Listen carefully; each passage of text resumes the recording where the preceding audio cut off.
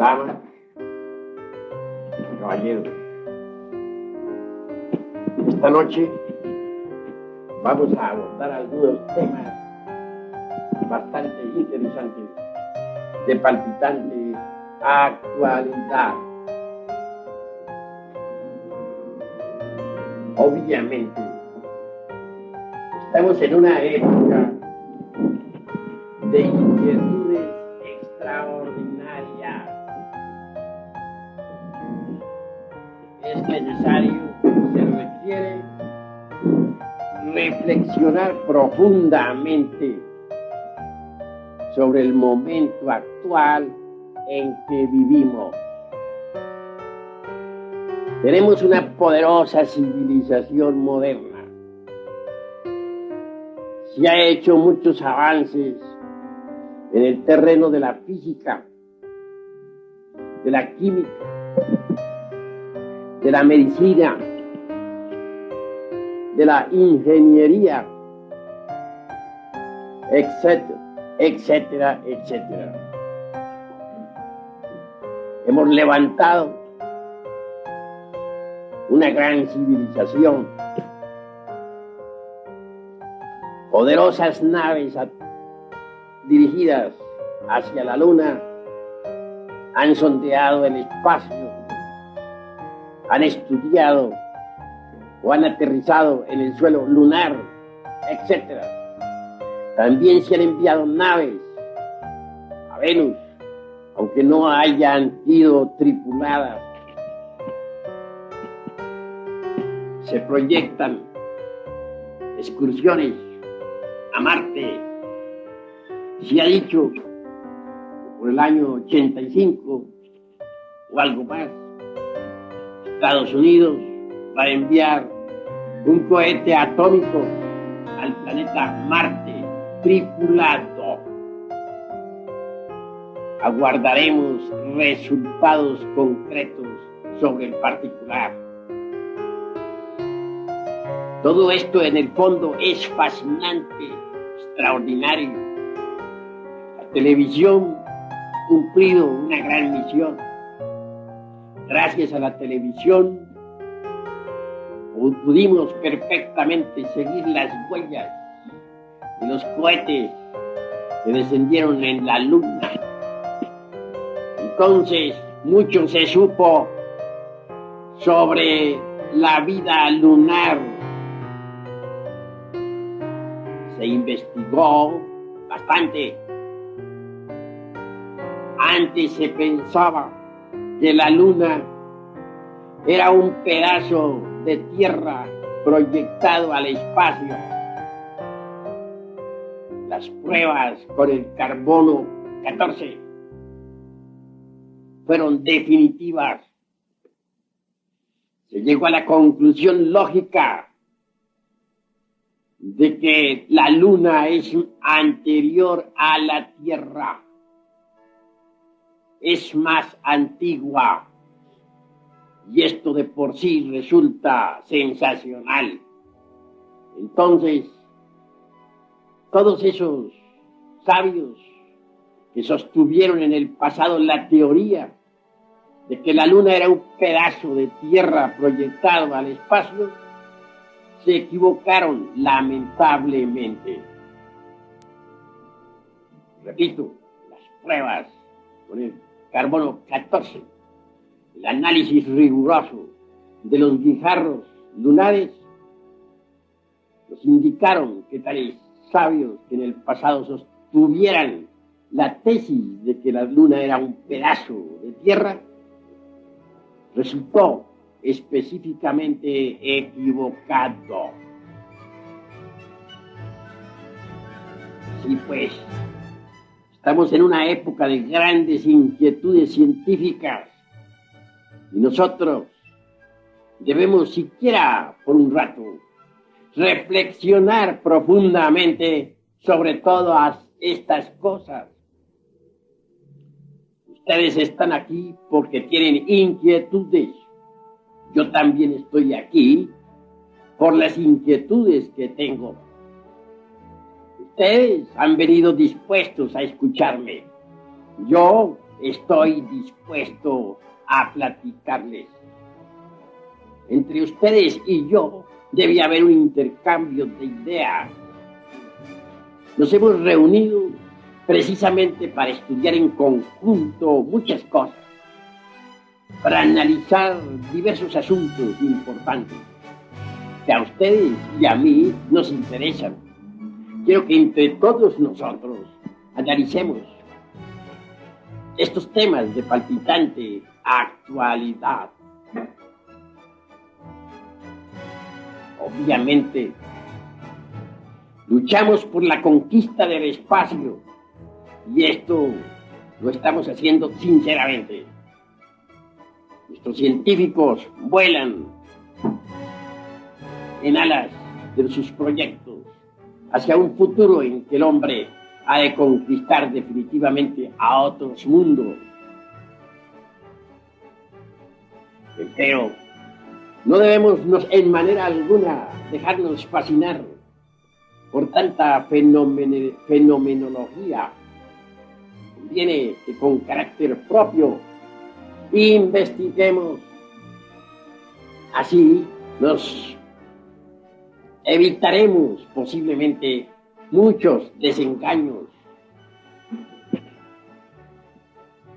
Se ha hablado mucho en esta época, y eso lo saben ustedes,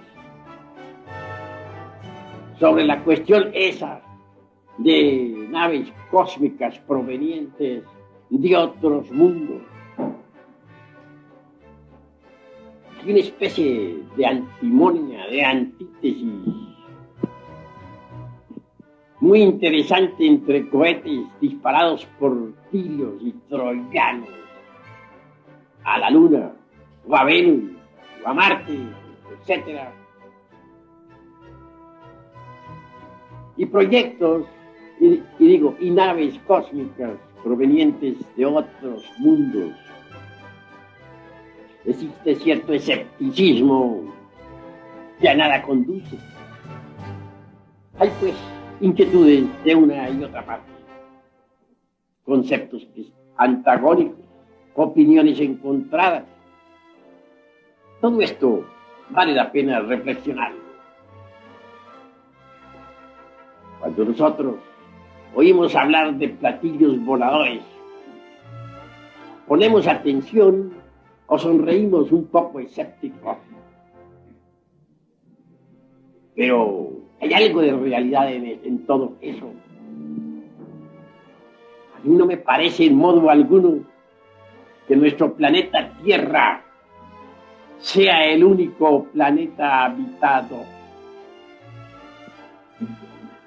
Cuando uno estudia la panspermia de Arrhenius, descubre con asombro místico que los gérmenes de la vida provienen de otros mundos. Resulta interesante Arrhenius con sus teorías. Obviamente, en el fondo, todos vivimos de las estrellas. Nuestro mismísimo planeta Tierra es un mundo habitado. Un mundo que gira alrededor del Sol. Un planeta como cualquier otro del espacio infinito. La ley de las analogías filosóficas nos invita a pensar que si nuestro mundo Tierra está habitado, debe haber en el espacio infinito otros mundos también habitados.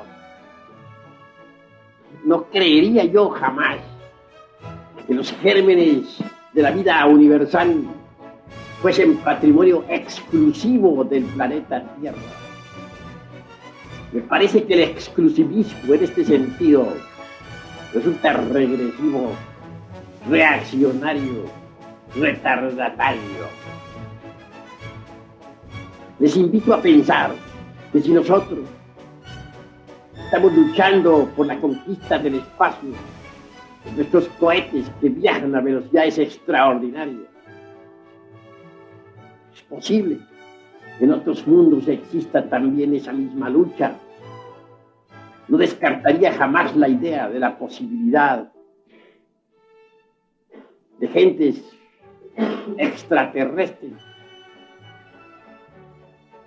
habitantes de otras esferas, que ya hubiesen conquistado el espacio.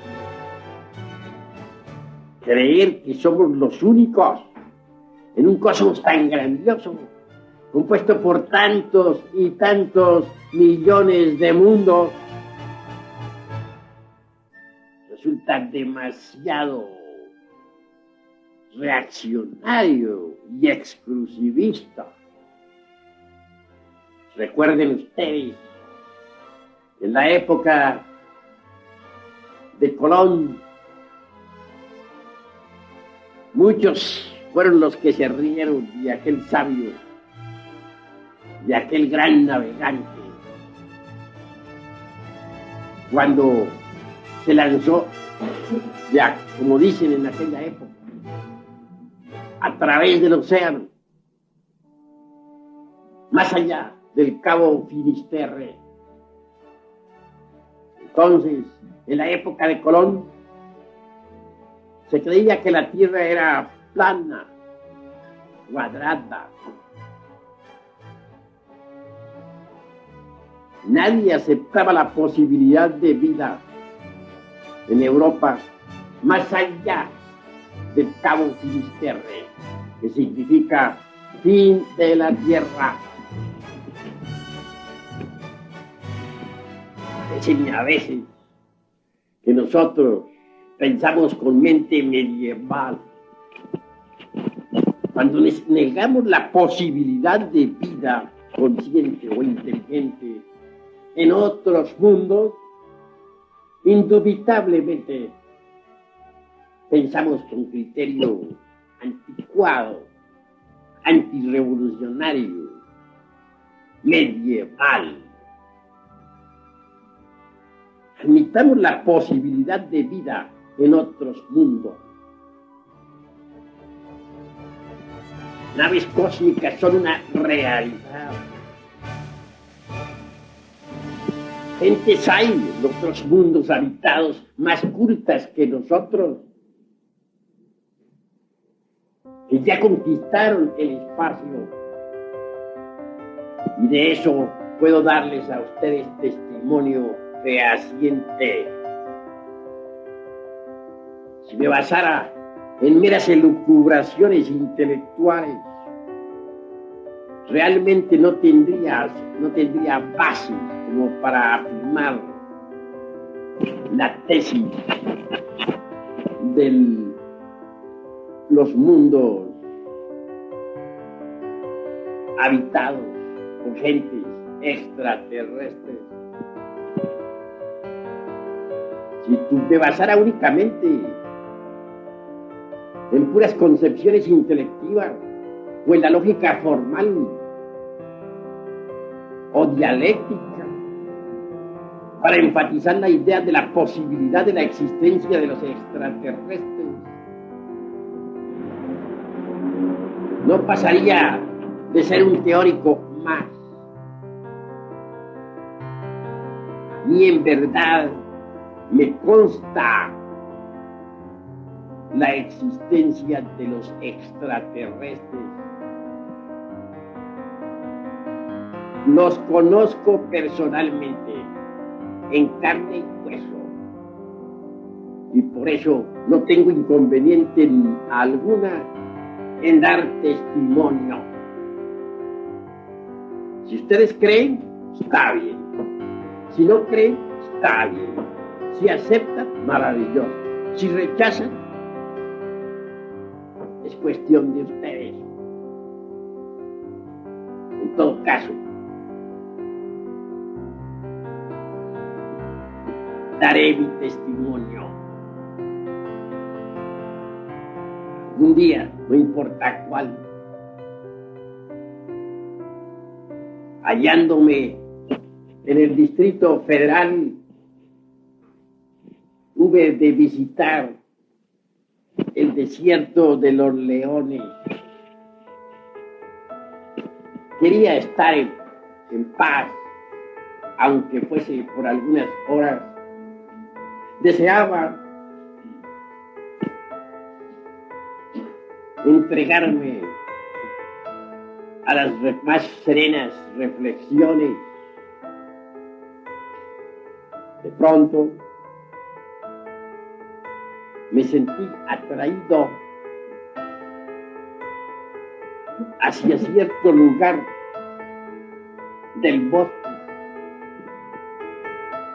Y allí un espacio dentro de una arboleda. No sé por qué me dio por dirigirme personalmente al lugar indicado. Lo cierto fue que hallé una enorme nave cósmica sobre un trípode de acero. Obviamente, les confieso a ustedes en nombre de la verdad que me sentí completamente confundido, conmovido. Tal hallazgo me dejó absolutamente sorprendido.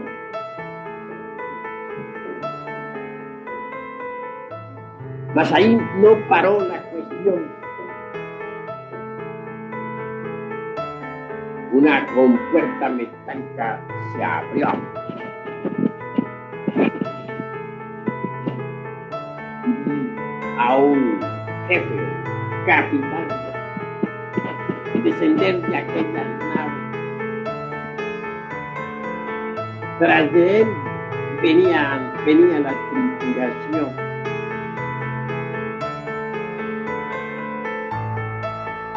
Realmente me dirigí al jefe, al capitán. Le saludé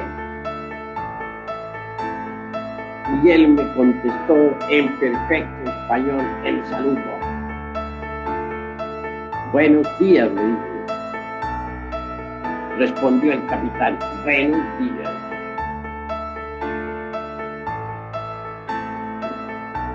Entre la tripulación vi a dos damas de edad avanzada.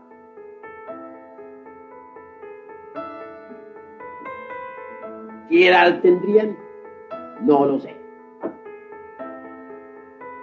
Incuestionablemente, ella tendría edades correspondientes a otros tiempos, no a nuestro tiempo terrenal.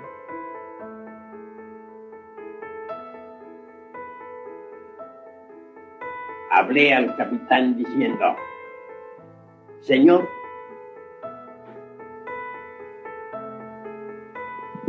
me gustaría conocer el planeta Marte.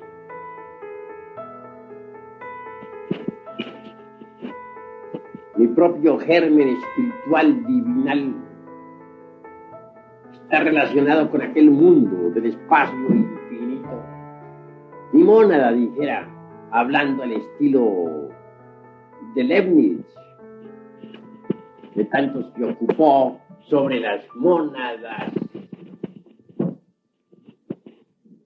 El capitán guardó silencio. Sin embargo, después de unos minutos, tomó la palabra y dijo, ¿a Marte dice usted? Sí, me gustaría conocer el planeta Marte y que ustedes me llevaran. Estoy dispuesto a irme con ustedes ya, inmediatamente. Nada me puede traer al planeta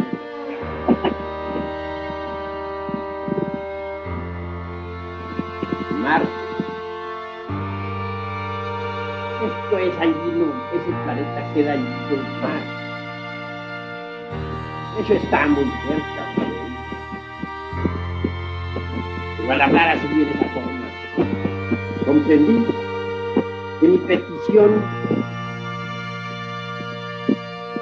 que mi pretensión había sido demasiado pobre. Yo creía haber pedido algo muy grande, pero para él mi petición había sido, en verdad, muy pobre.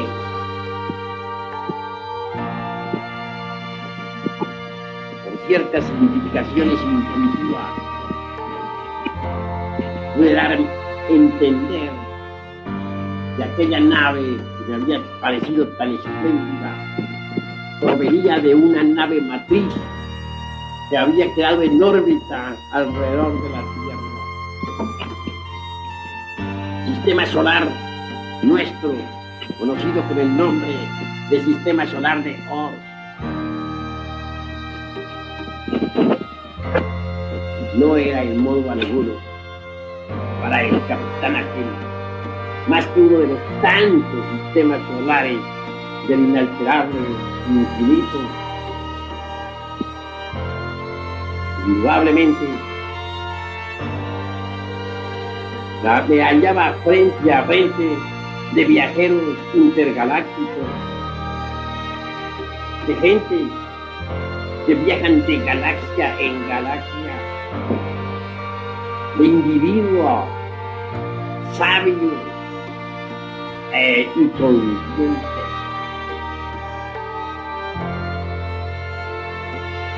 Soy un escritor, les dije.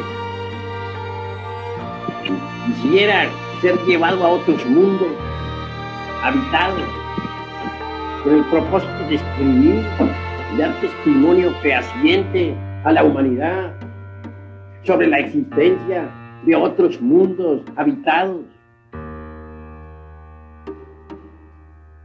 Soy un hombre, le dije, no un simple animal intelectual. La petición que le hago a usted, le dije, no es por mí, sino por la humanidad en general. Me gustaría en alguna forma cooperar con la cultura general del mundo en que vivo. Arguí muchos conceptos, pero aquel capitán guardaba silencio. Hasta me agarré al trípode aquel de acero con el propósito de no desprenderme de ahí más hasta que se resolviera meterme en su nave y me llevara. Mas todo fue inútil. Guardaba silencio. Examiné a aquel hombre y a toda la tripulación. Personajes de un color cobrizo, amplia frente, delgados de cuerpo, estatura de 1 metro y 20 o 30 o 40 centímetros jamás. El capitán tenía en su mano como una especie de algo metálico que francamente no entendí.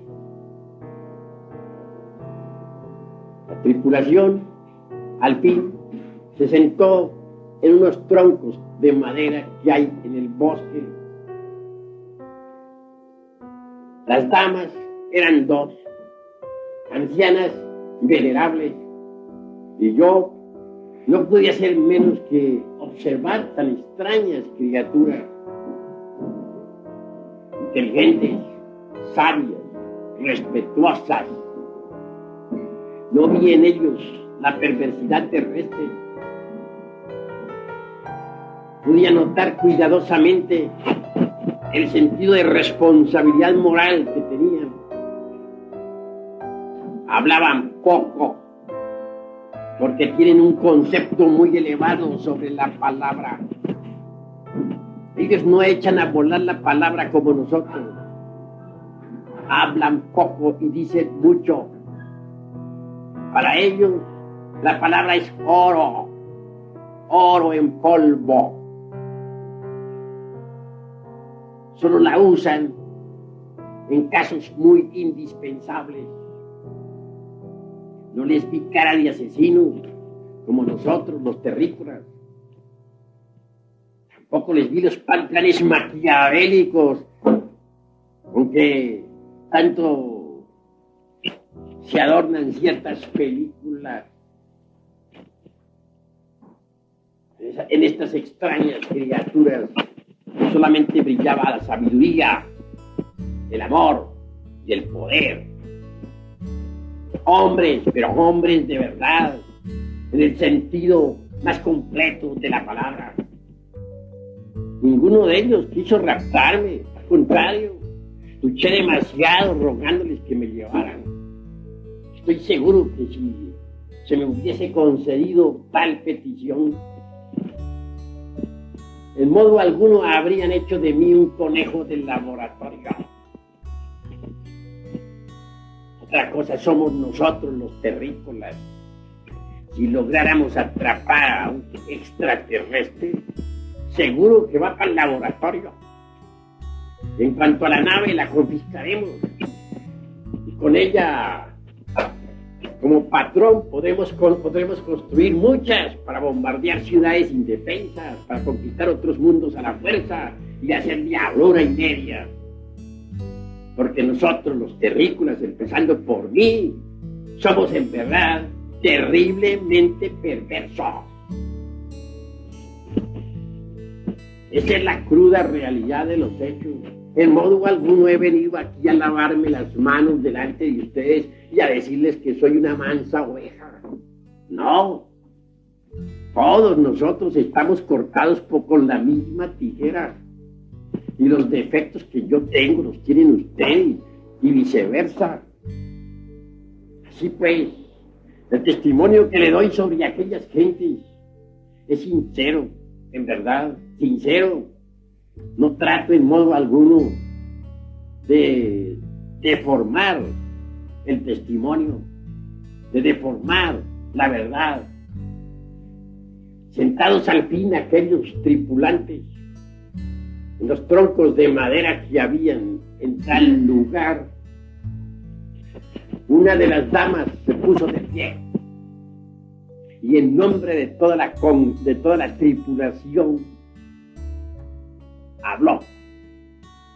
Dijo: si colocamos nosotros una planta que no es aromática junto a otra que sí lo es, la que no es aromática se impregnará con el aroma de la que sí es aromática. Luego prosiguió: lo mismo sucede en los mundos habitados, mundos que en el pasado andaban mal, con humanidades perversas. Poco a poco se fueron transformando con el aroma, con la vibración de los mundos vecinos.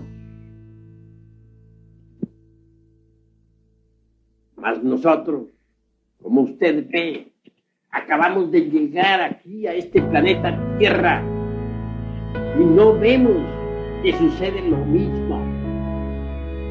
¿Qué es lo que pasa en este planeta? Bueno, la pregunta que me hicieron fue tremenda. Yo debía dar una respuesta pues, de alta calidad.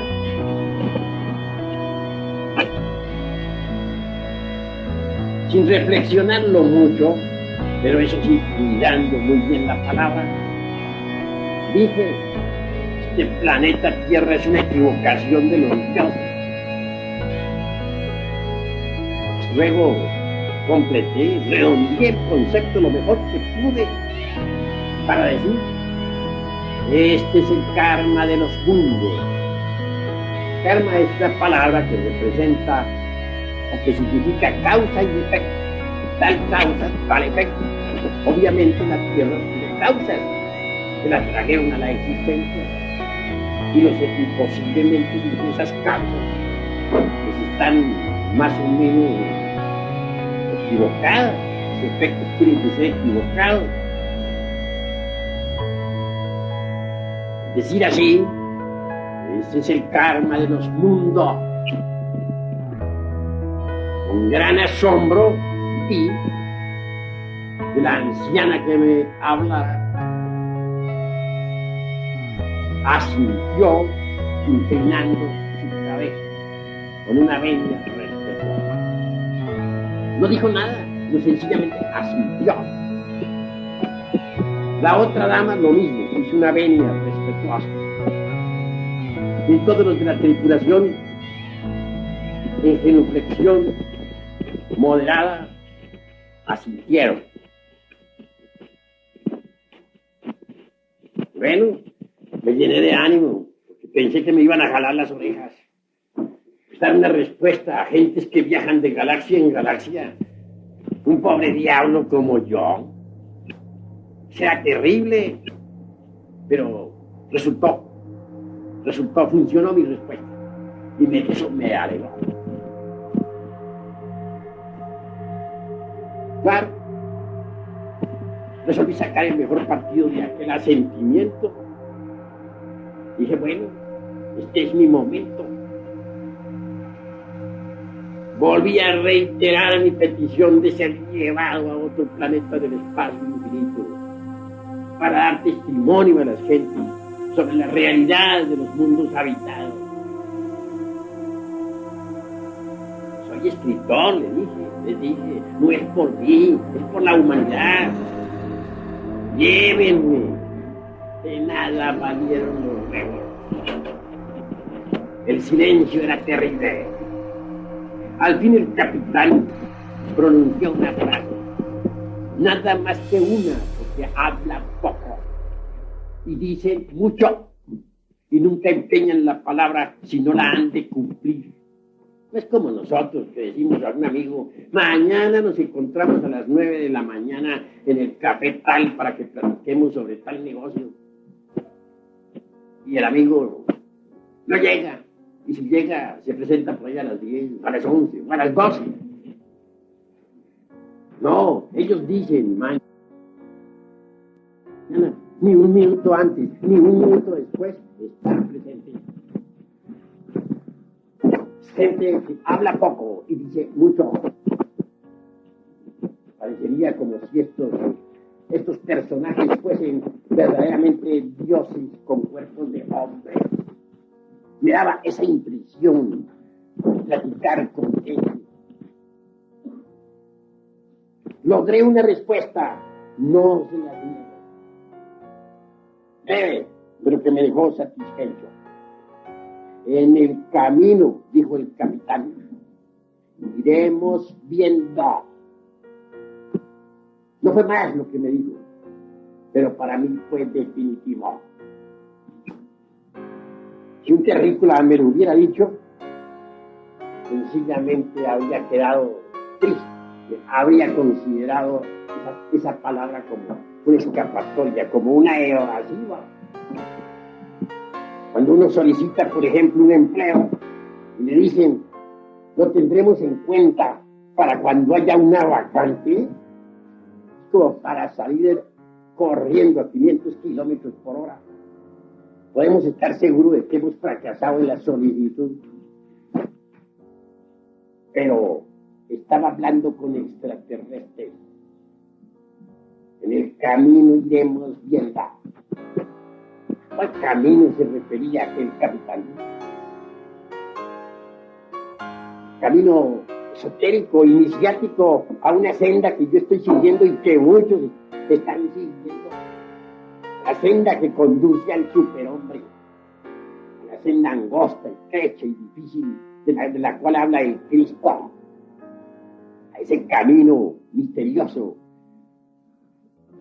que recorrieron un Dante, un Hermes Trismegisto o un Jesús de Nazaret.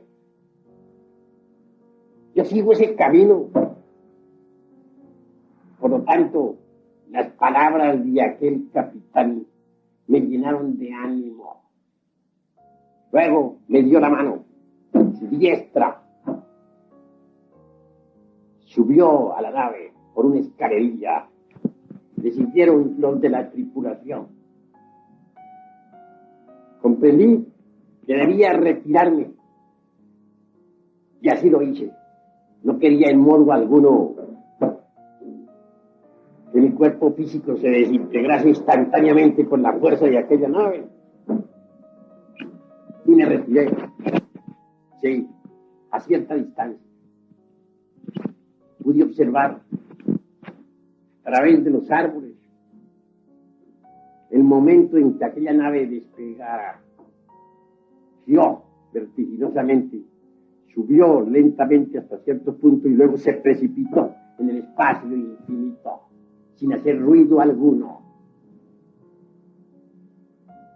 Les aseguro a ustedes que estoy dando un testimonio sobre gentes que ya conquistaron el espacio, sobre los extraterrestres. He venido aquí a decirles a ustedes la verdad y nada más que la verdad. No he venido a darles testimonios falsos, porque por eso no ganaría yo nada, ni tampoco ustedes ganarían nada. Me engañaría a mí mismo y cometería el crimen absurdo de engañar a mis semejantes. No, les estoy dando un testimonio de la verdad, de lo que me consta sobre los extraterrestres. ¿Ustedes creen? Maravilloso. Si no creen, no me importa. Si se ríen, allá ustedes. En todo caso, el que ríe de lo que desconoce, dice Víctor Hugo en una de sus obras, está en el camino de ser idiota. Yo doy el testimonio. Ustedes sabrán. Hay otras gentes que ya conquistaron el espacio, pero no son terrícolas. Son gentes que vienen de otros mundos, densamente poblados. Lo que sí he podido comprender es que estos que conquistaron el espacio infinito son gentes que no tienen vicios, no beben, no fuman, no fornican, no adulteran, no roban, no matan. Son perfectos en el sentido más completo de la palabra. Me digo a mí mismo y les digo a ustedes y pienso en voz alta. Nosotros los terrícolas, ¿tendremos acaso tales méritos? ¿Seremos dignos de conquistar el espacio infinito? Y si lo lográramos, ¿cuál sería nuestra conducta en otros mundos habitados? ¿Estamos seguros de que no iríamos a convertir a las gentes de otros planetas en esclavos nuestros? ¿Estamos seguros de que no iríamos a beber allá, a fumar, a adulterar, etcétera? ¿Somos tan perfectos que merecemos conquistar ya el espacio infinito?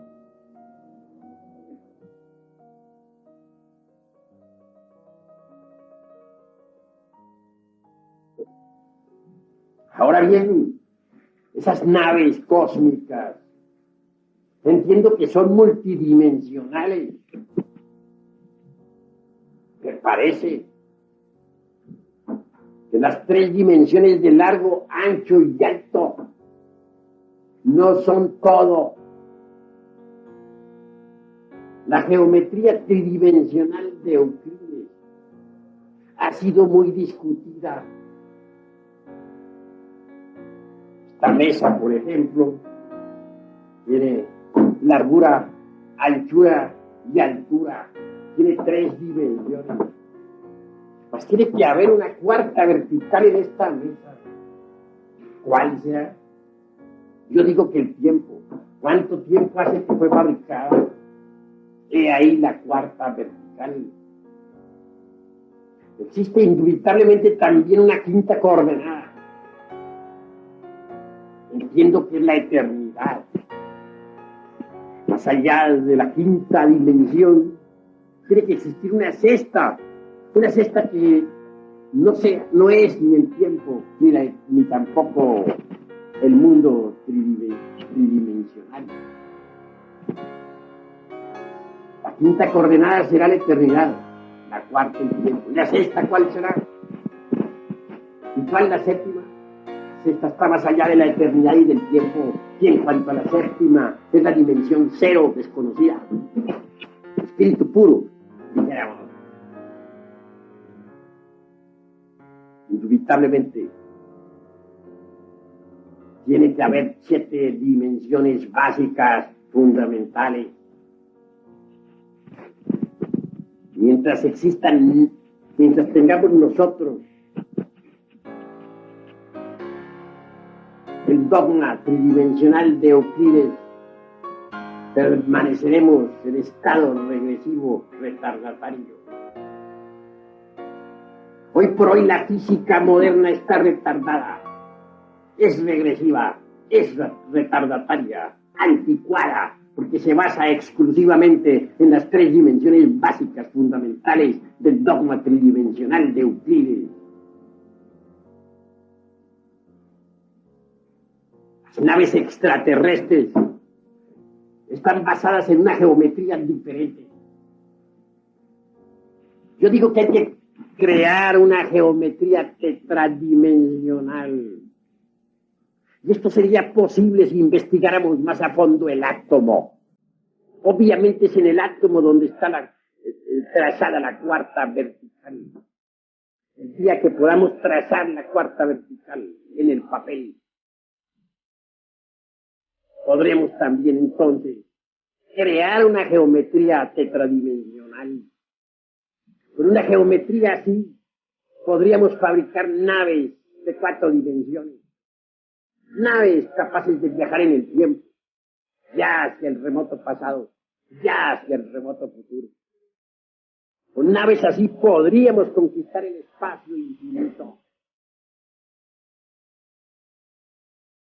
Mas nosotros todavía no podemos crear ese tipo de naves.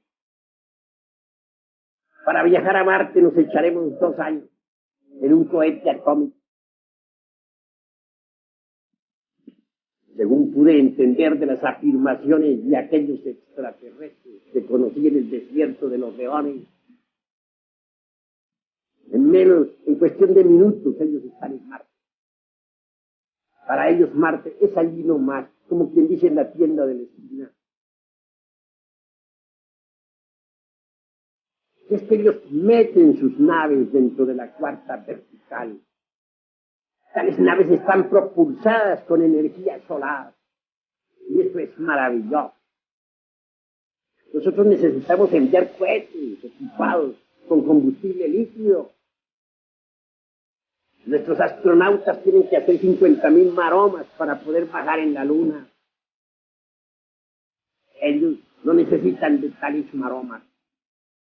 Para ellos la Luna está allí nomás. Y pues, no veo por qué hemos de sentirnos orgullosos con nuestra tan cacareada civilización moderna. Yo les invito a ustedes sencillamente a dejar por un momento el engreimiento, el orgullo. Les invito a comprender que nosotros, los terrícolas, somos apenas embriones de nuestra tan cacareada civilización moderna. No vale realmente la pena. Yo les invito a ustedes a investigar a fondo toda esta cuestión de la conquista del espacio interplanetario. Hay necesidad de analizar, hay necesidad de estudiar, hay necesidad de comprender. Si queremos la conquista del espacio infinito, debemos empezar por estudiarnos a sí mismos. Porque las leyes del cosmos están dentro de nosotros mismos, aquí y ahora. Si no descubrimos las leyes del cosmos dentro de sí mismos, no las descubriremos jamás fuera de nosotros mismos. El hombre está contenido en la naturaleza y la naturaleza está contenida en el hombre. Si queremos conquistar el espacio infinito, debemos empezar por conquistarnos a sí mismos. Hoy por hoy, nosotros somos víctimas de las circunstancias. No hemos aprendido a manejar las diversas circunstancias de la vida. Aún no sabemos determinar circunstancias. Somos juguetes de todas las fuerzas del universo. Vivimos en un mundo convulsionado, en un mundo que va a pasar por grandes catástrofes. ya vienen los terremotos. Han venido caminando en nuestra América desde sur a norte. Un día fue Chile conmovido por grandes terremotos y maremotos. Más tarde, Caracas. Siguió Colombia. Se estremeció Managua. Siguió Honduras. Se acaba de estremecer Guatemala. Pues extraño que dentro de poco todas nuestras ciudades de México se estremezcan con los terremotos. San Francisco de California está llamado a desaparecer. Hay una falla al pie de la península de California y ya está estudiada una grieta profunda. Comienza a desboronarse poco a poco la California. Obviamente California se hundirá entre el fondo del Pacífico.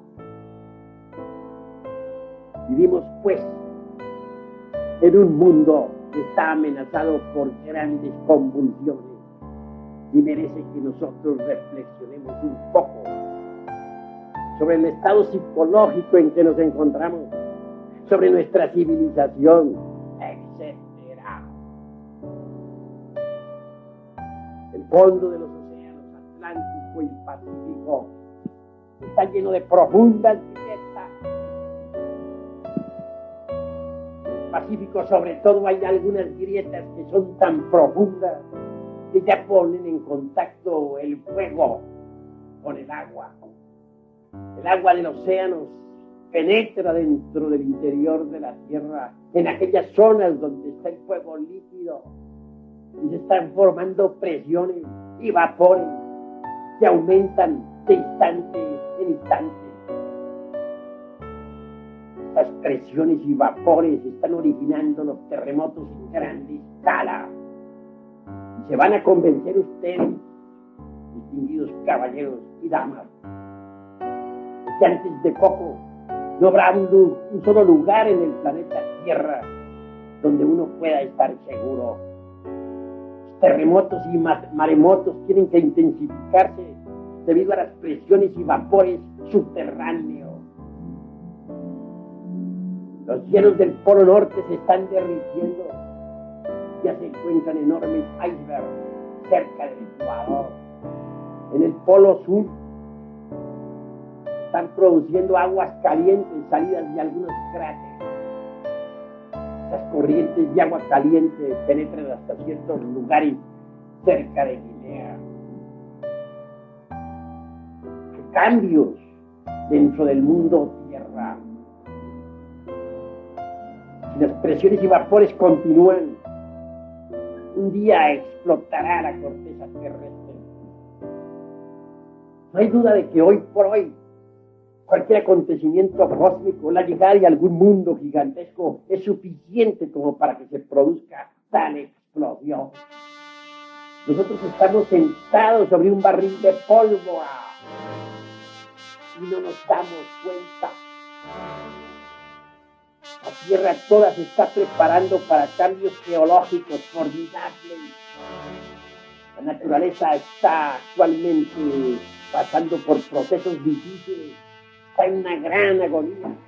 El fuego del interior de la Tierra se halla en desasosiego. Pero nosotros sobre la epidermis de este mundo nos creemos muy seguros. Levantamos poderosos edificios como si nunca se fueran al suelo. Creamos poderosas naves, como si estas nos permitieran a nosotros huir a otros planetas en un instante dado. Nos sentimos amos del universo y cualquier dolor de estómago es suficiente como para irnos a cama. Somos débiles, pero nos creemos invencibles. Parece que debemos reflexionar sobre lo que somos, sobre lo que está sucediendo, sobre lo que pasa. En este siglo han habido dos guerras espantosas, la de 1914 a 1918 y la de 1939 a 1945. Habrá una tercera y será atómica. Entonces existirá un gran holocausto nuclear. Poderosas ciudades quedarán reducidas a cenizas y millones de personas perecerán. Lo más grave de todo esto es que el abuso de la física atómica nos llevará al desastre. Un día llegará en que vendrá la descomposición del átomo en cadenas. Y entonces los científicos no podrán controlar la energía atómica. No hay duda de que la contaminación radioactiva será espantosa. Las nubes cargadas de radioactividad, al descargarse sobre los cultivos, también los contaminarán. Pues en la Tercera Guerra Mundial ya no habrá que comer. La radioactividad habrá impregnado completamente las cosechas. Y los alimentos contaminados no servirán para nuestra alimentación.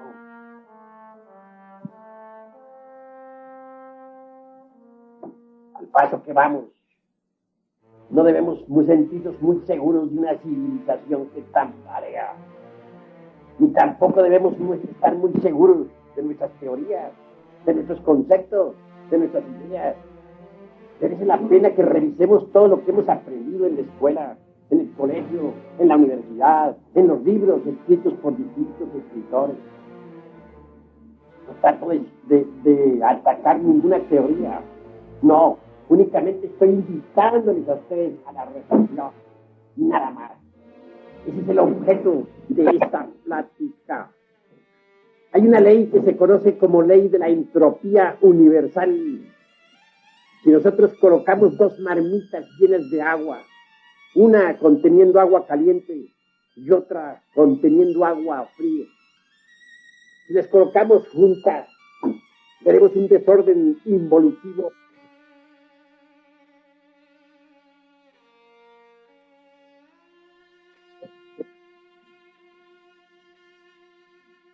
He ahí lo que es la entropía universal. Si las gentes no trabajan sobre sí mismas, si no procuran pasar por una especie de revolución psicológica, si no modifican sus costumbres, su manera de vivir y de ser, marcharán de acuerdo con la ley de la entropía, involucionarán en el tiempo. Y un día no habrá diferencia entre persona y persona. Todos seremos terriblemente perversos. En cuanto al planeta Tierra, no podemos negar que está metido dentro de la ley de la entropía.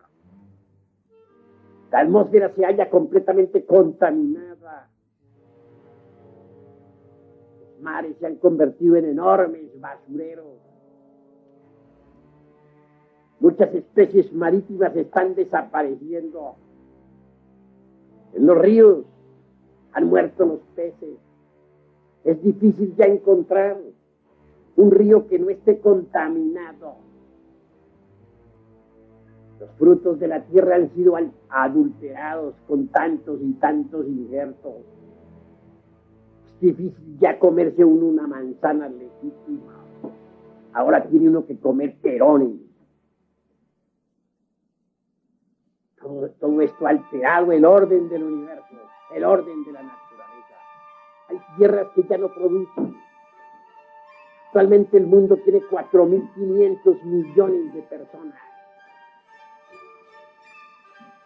No alcanza a los alimentos para sostener a tanta gente. En los próximos años serán millones las personas que morirán de hambre. Y actualmente es mucha la gente que está pereciendo.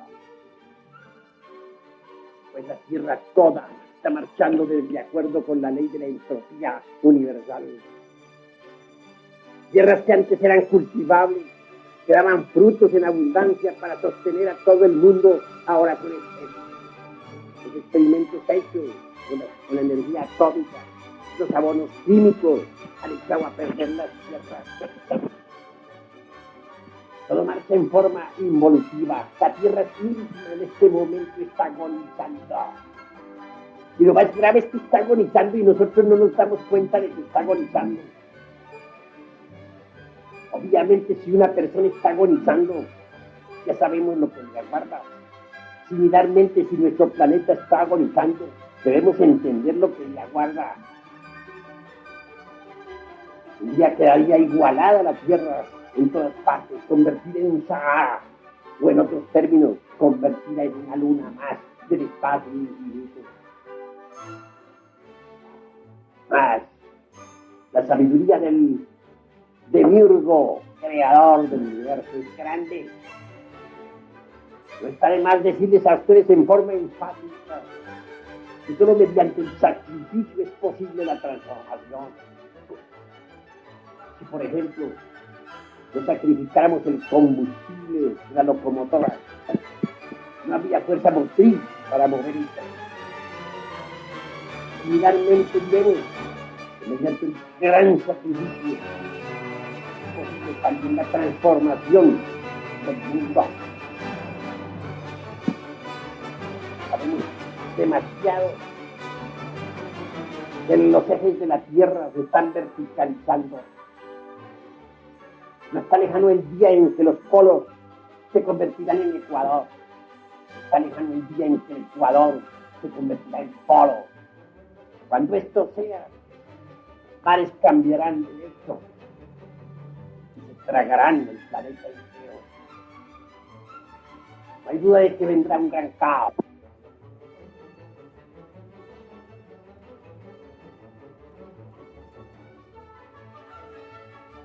Era un caos, que actualmente ya los hielos del Polo Norte, repito, se están derritiendo. Esto origina enormes ciclones que arrasan en ciudades enteras y causan estragos como los que causaron hace poco. El ciclón ese terrible que acabó con Honduras. Dice Heiser, se encuentran ahora por montones cerca de la zona ecuatorial. Ya no coincide el polo magnético con el polo geológico. Si un avión saliera directo en estos instantes hacia el polo norte, guiado por la brújula, y si luego descendiera exactamente sobre el polo, hallarían los pilotos con asombro que allí no está el polo geológico. El polo geológico está desviado, se dirige hacia el Ecuador. De manera que el polo magnético y el geológico ya no coinciden. Esto hace que cambien los climas, se noten ciertos desórdenes en las estaciones, sobre todo en la primavera y el verano. Hace que los mares un día se desplacen, que esta poderosa civilización que hemos creado nosotros se destruya. Más grave es que con ella nos destruiremos nosotros también y pereceremos. Los antepasados Yanahuas dijeron: los hijos del quinto sol, refiriéndose a nosotros, perecerán con el fuego y los terremotos.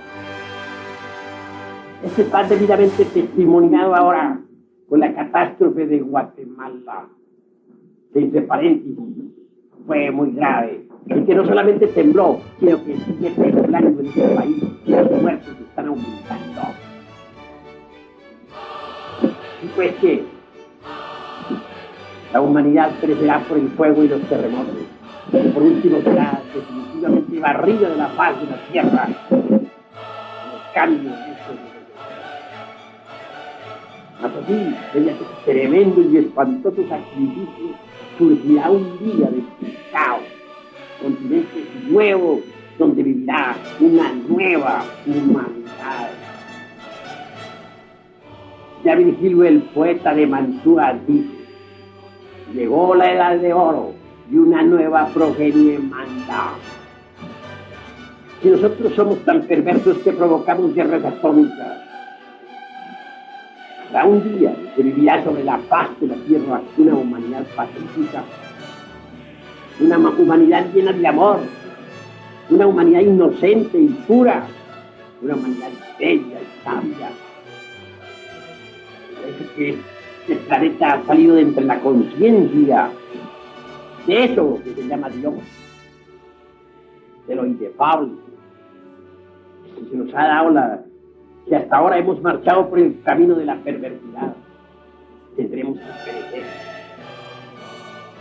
Pero habrán cielos nuevos y tierras nuevas, como dijo Pedro en su epístola a los romanos, y en ellos vivirá una humanidad nueva. Haciendo reconsideraciones sobre todos estos principios, bien vale la pena que luchemos nosotros por una transformación radical. Bien vale la pena que establezcamos dentro de nosotros un nuevo orden. No nos conocemos a sí mismos, necesitamos conocernos. Dentro de nosotros hay maravillas que desconocemos. Alguien me decía el otro día: yo sí me conozco a sí mismo, Señor.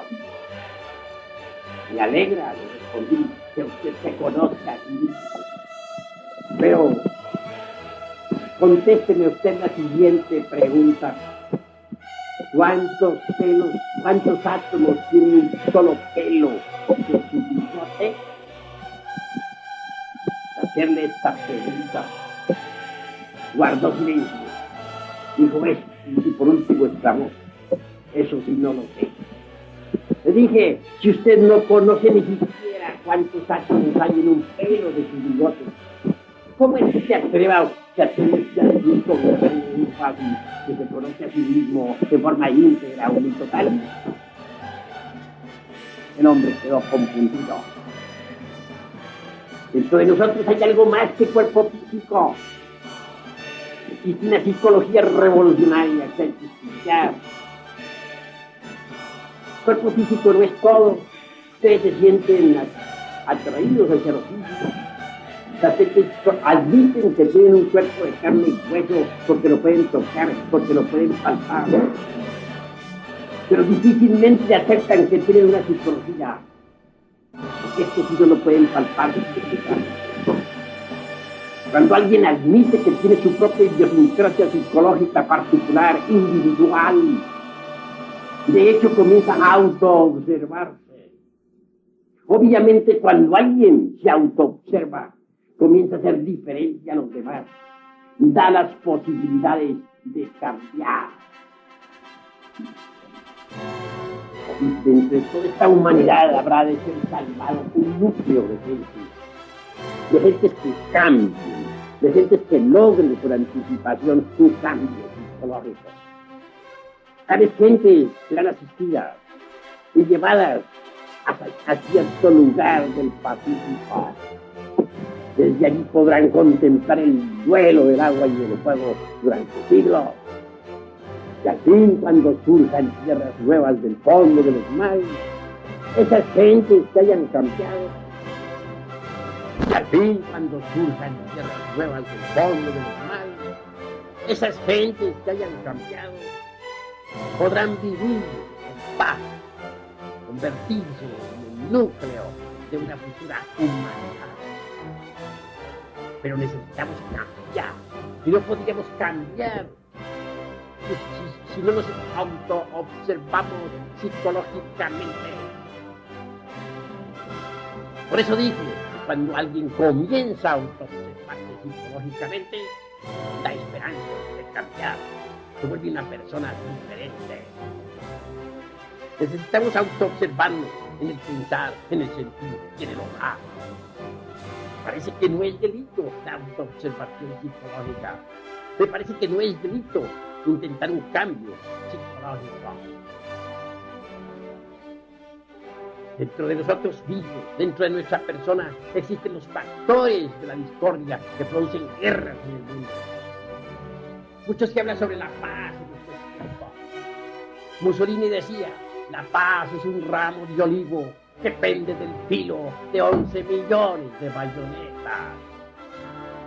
Hagan ustedes esa clase de palabras, de conceptos. ¿Y en qué quedó el Duce Mussolini? Ya lo colgaron de una gasolinera y le aplicaron la famosa pena, o sea, la vendetta italiana. Le dieron de puños, patadas. Por último, cayó el cadáver del gobierno. Alguien, por ahí un ciudadano bastante sádico, mirando el cadáver del Duce entre el lodo, exclamó: el Duce se ha vuelto un cerdo. Así que la paz no es cuestión de propaganda, ni de apaciguamientos, ni de ONU, ni de ejércitos pro paz, etcétera. Recuerden ustedes que la ONU ha enviado también ejércitos que han ido a pelear por la paz. ¿Creen ustedes que pelear por la paz es paz? Ustedes mismos son testigos de que la ONU dispone de ejércitos y que estos han atacado a otras fuerzas, que han bombardeado, que han empuñado el fusil. Se trabaja por la paz. En el mundo habrán guerras, mientras dentro de nosotros existan los factores que producen guerra. El temor es uno de los principales motivos del armamento mundial. Si un hombre le teme a otro hombre, se arma, carga pistola encima. ¿Por qué? Porque le teme. Si no le temiera, no se armaría. Si una nación se arma hasta los dientes, se adquiere bombas atómicas, cañones ultramodernos, etc., es porque teme que la invadan. Teme que otra nación le ataque. El miedo hace cometer muchas injusticias. Un hombre mata a otro por miedo. El miedo a la vida hace que muchos se metan de ladrones. El miedo a perecer de hambre hace que muchas mujeres se prostituyan. De manera que mientras existan los factores del miedo, del temor dentro de nosotros, tiene que haber guerras, prostituciones, robos, asesinatos, etcétera, etcétera. Queremos luchar por la paz, debemos acabar con los factores que producen guerra. El temor es uno de ellos. Queremos nosotros paz, acabemos con el egoísmo. Cada uno de nosotros dice, primero yo, segundo yo y tercero yo. Si se proyecta ese egoísmo mundialmente, si las naciones dicen primero yo, segundo yo y tercero yo, da encuentro por intereses entre país y país y se desatará la guerra. Así pues, la paz no es cuestión de apaciguamientos, ni de propaganda, ni de ejércitos de paz, ni de ONU, ni de UNESCO, ni de OEA. Mientras dentro de nosotros existan los factores que producen guerras en el mundo, habrá guerras. La paz es una sustancia atómica, inefable, que está más allá del bien y del mal, y que viene del espacio abstracto, absoluto. Es necesario que nosotros nos autoexploremos en momentos de crisis mundial y de bancarrota de todos los principios. Es necesario que nosotros nos autoabsorbemos psicológicamente en instantes en que la Tierra está convulsionada por tantos y tantos terremotos. Es necesario que reflexionemos sobre nuestra posición actual, sobre lo que somos, sobre lo que proyectamos, sobre nuestro pensar, sobre nuestro sentir, sobre nuestro obrar. Hay una psicología que tiene cada uno de nosotros. Y esto no es cuestión de creer o de no creer, sino de observar. Existe en nosotros la ira, que nos conduce a la locura, la codicia. Y no solamente codiciamos, sino que algunos que se las echan de santos codician no ser codicioso. Existe en nosotros la lujuria, que nos convierte en verdaderas bestias. La envidia, que se ha convertido en el resorte de la acción social.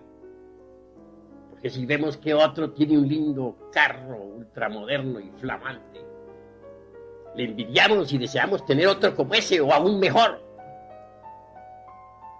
Y si vemos que un amigo de nosotros ha comprado una linda casa y tiene allí viviendo una bella esposa, nosotros le envidiamos y deseamos tener una casa mejor que la de ese. Y si nosotros queremos echarlas de virtuosos, afirmamos, no, yo no codicio. Me contento con lo que tengo, pan, abrigo y refugio. Y eso es todo, aunque por dentro arde en el deseo de conquistar fama, honores, prestigio, dinero, etcétera, etcétera, etcétera.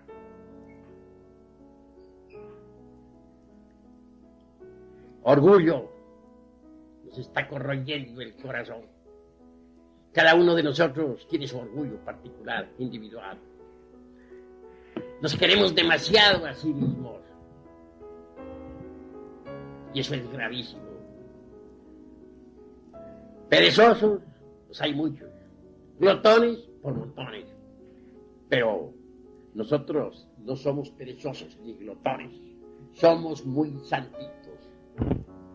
La cruda realidad de los hechos es que dentro de sí mismos tenemos valores negativos que nos conducen al fracaso. Y esto en instante de crisis mundial y de bancarrota de todos los principios, en momentos precisos en que se acerca la tercera guerra mundial.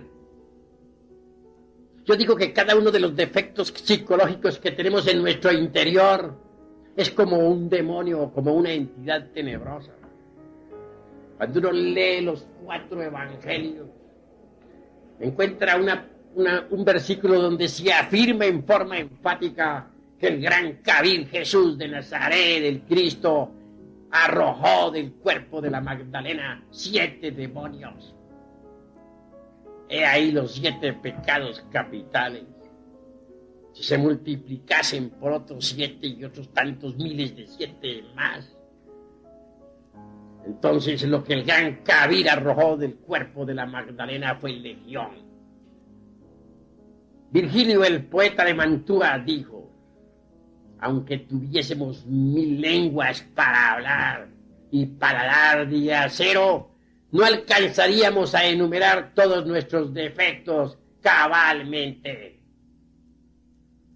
Así pues, el evangelio crístico tiene razón cuando afirma que cada uno de nosotros es legión.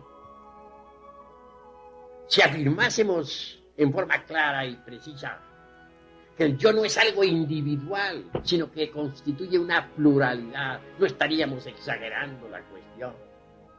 Dentro de cada persona existe un yo pluralizado.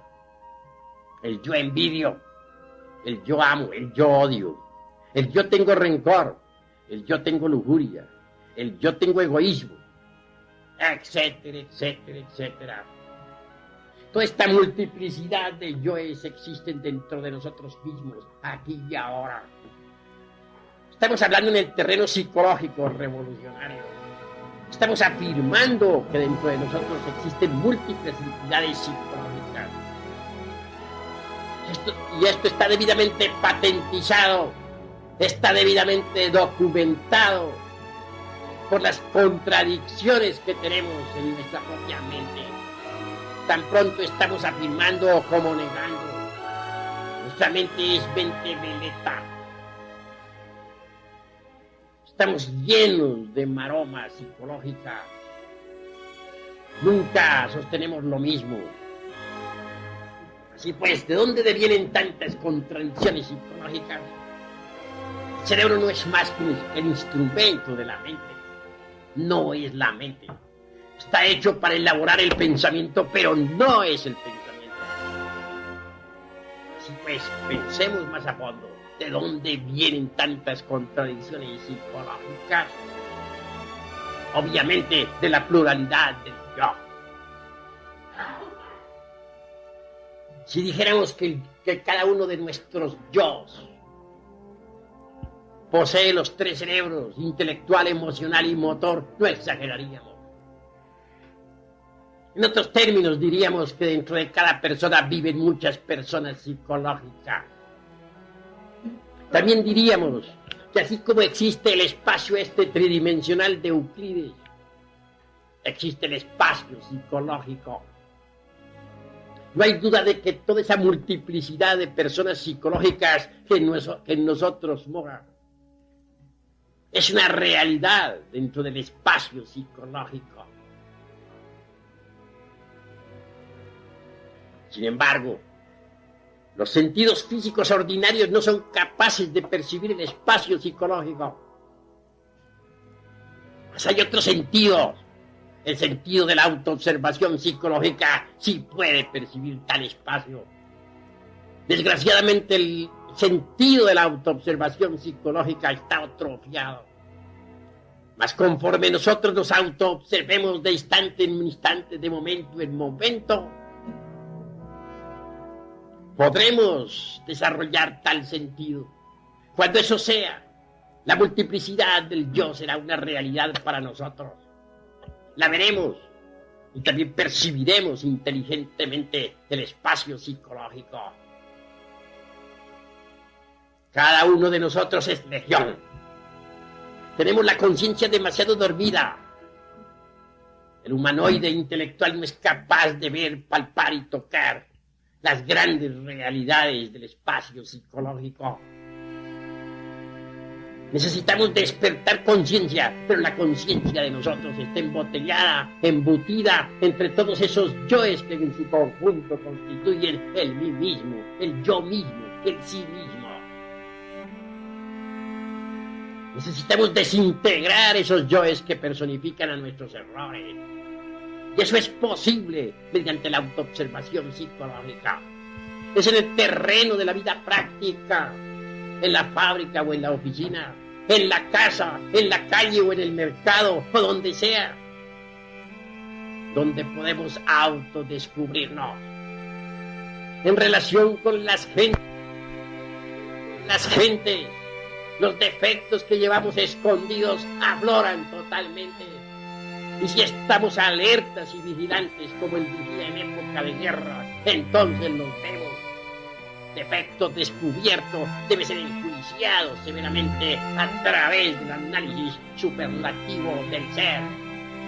Defecto descubierto debe ser estudiado y posteriormente desintegrado. No hay duda de que la mente no puede alterar radicalmente ningún defecto. La mente puede justificar tal o cual error, cambiarlo, pasarlo de un departamento a otro del entendimiento, justificarlo o condenarlo, pero jamás desintegrarlo. Necesitamos de un poder que sea superior a la mente, capaz de aniquilar cualquier defecto. Afortunadamente, tal poder se halla latente en el fondo de la anatomía humana. Quiero referirme en forma enfática a la asignatura astral del sexo.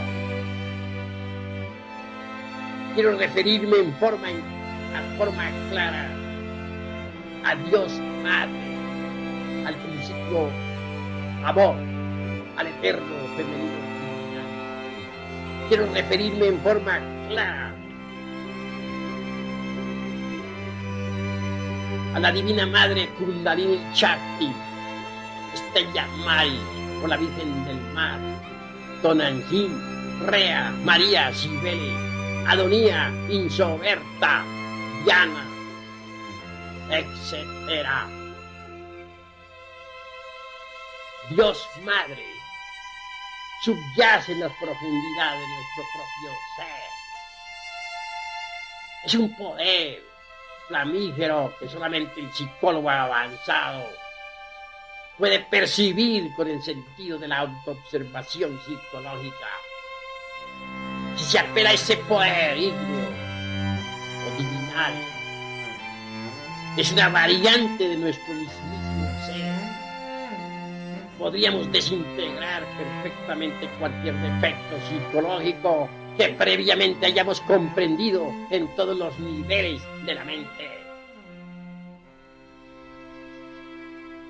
Bastaría clamar, como clama un niño a su madre cuando tiene hambre o tiene sed. Bastaría suplicar a Devi Kundalini Shakti desintegrara cualquier yo defecto previamente comprendido. Así este quedaría reducido a polvareda cósmica, ceniza. La conciencia enfrascada, metida entre tal yo defecto, sería liberada. Por ese camino podríamos desintegrar todos los yo defectos y liberar la totalidad de la conciencia superlativa del ser. Una conciencia liberada, emancipada, es capaz de ver, tocar y palpar las grandes realidades del espacio psicológico. Una conciencia liberada está más allá de la mente y puede perfectamente descubrir la realidad de todos los fenómenos que suceden en el universo. Quiero que ustedes sepan que hay 3 clases de mente. La primera podríamos denominarla la mente sensual. Esta elabora sus conceptos de contenido con las percepciones sensoriales externas. Nada sabe sobre el espacio psicológico, nada sabe sobre lo real, sobre Dios, etc. Ya don Emmanuel Kant, el filósofo de Königsberg, escribió una obra titulada La crítica de la razón pura. El pensamiento kantiano con todos sus silogismos, prosilogismos, esilogismos, etcétera, etcétera, etcétera, es formidable. Don Emmanuel, con la crítica de la razón pura, demostró al mundo que la mente sensual nada puede saber sobre lo real, sobre la verdad, sobre Dios, etcétera. Elabora exclusivamente sus conceptos de contenido con las percepciones sensoriales externas. Y por lo tanto, sobre la verdad no puede saber nada. Hay una segunda mente.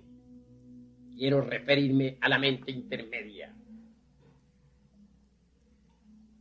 Allí están depositados todos los dogmas, las creencias religiosas, etc. Cada cual es muy libre de creer lo que quiera. Nosotros, los gnósticos, en modo alguno nos pronunciaríamos contra las creencias ajenas. Sabemos respetar la religión y las religiones, porque consideramos que las religiones son como perlas preciosas engarzadas en el hilo de oro de la divinidad. Las creencias religiosas tampoco son percepción directa de la verdad. El sol existirá si creemos en él o no creemos. La tierra girará alrededor del astro rey, aunque no creamos.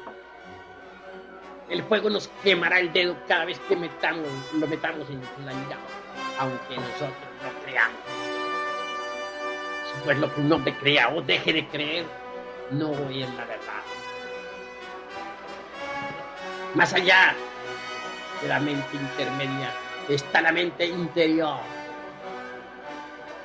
Si la mente sensual funciona con base precisamente en las percepciones sensoriales externas, la mente interior funciona con los resortes precisos de la conciencia superlativa y trascendental del ser. Si pues la conciencia despierta puede conocer los fenómenos de la naturaleza en forma directa, completa, íntegra, unitotal, Luego, entregar esos datos a la mente interior. La mente interior con los datos de la conciencia supernativa del ser. Conoce lo real. Conoce los misterios de la vida y de la muerte. Conoce el origen de la vida. Descubre eso que la mente sensorial ignora. Sabe de dónde venimos, para dónde vamos, cuál es el objeto de la existencia, etc. La mente sensual no puede conocer los fenómenos de la naturaleza en sí misma. Vemos aquí una flor, por ejemplo, un clavel. La mente sensual dice, es un clavel. Pero ¿quién nos dijo que ese era el nombre de esta flor?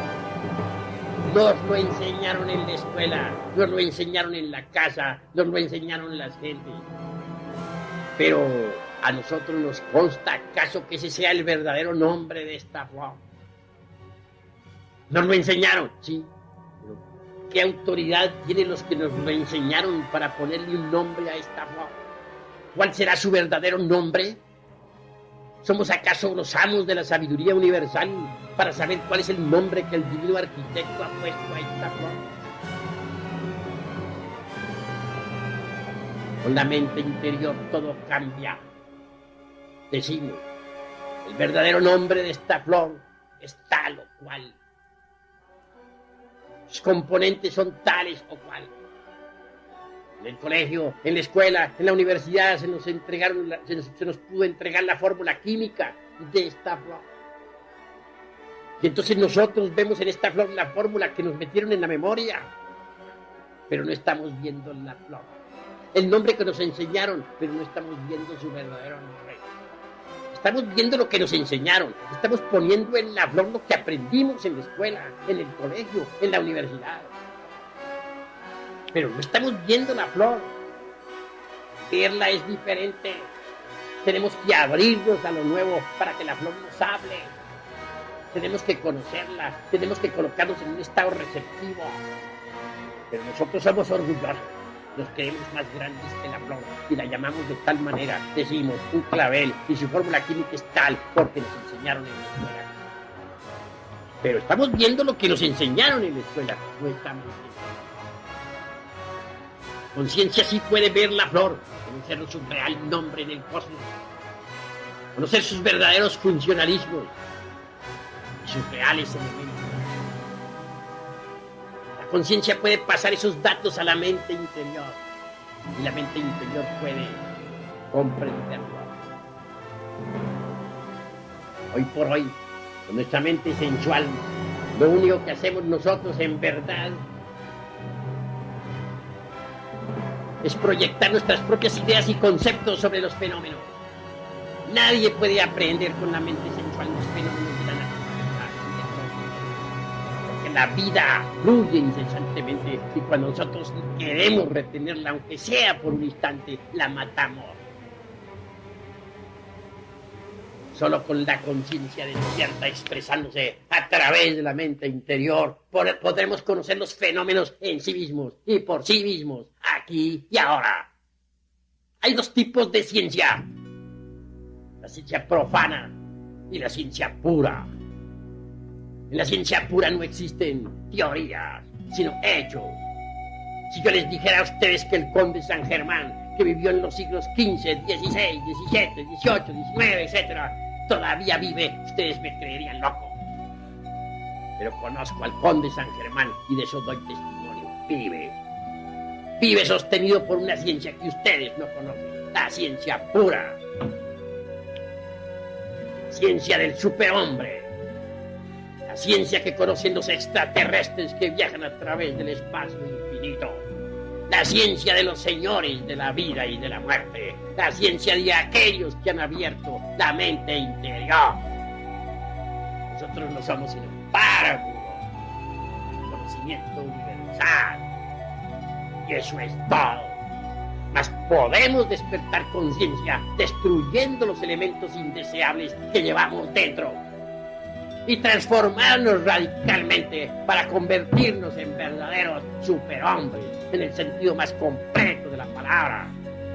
Ahora, en estos instantes de crisis mundial y de bancarrota de todos los principios, en estos momentos de terremotos y de maremotos, bien vale la pena que nos exploremos a sí mismos. Bien vale la pena que intentemos un cambio psicológico, una transformación radical.